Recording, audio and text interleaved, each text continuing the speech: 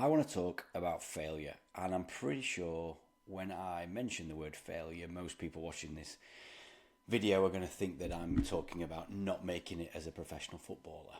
But actually, it's nothing to do with that. As I've been working with more and more young players and their families, one theme has come up over and over again, and that's the fear of failure.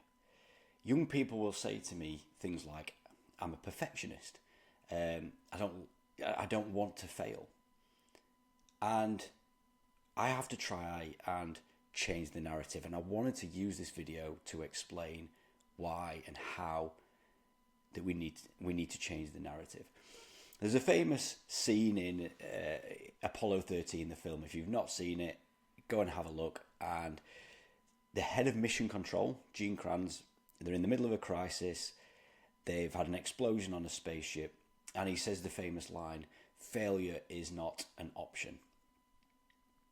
Actually, when we're talking about developing young sports people, and if you're developing a young football player, tennis player, whatever,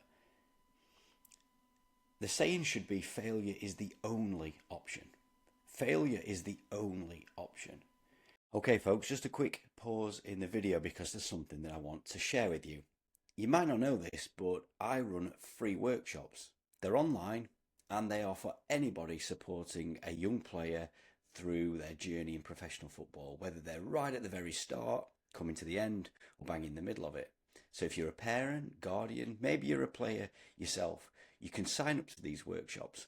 I share over 20 years worth of research in those workshops to help you guide yourself, take ownership of your career. I don't record those workshops, so you can ask me anything you want, and I mean anything. There's a link below the video for you to sign up to the next one, and I'd love to see you there. Now, back to the video.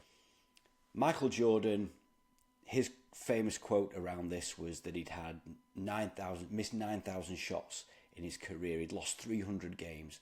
26 occasions he'd been given an opportunity to shoot the game-winning shot, and he missed it on 26 occasions. He failed over and over and over again. And as he says, that is why he succeeded.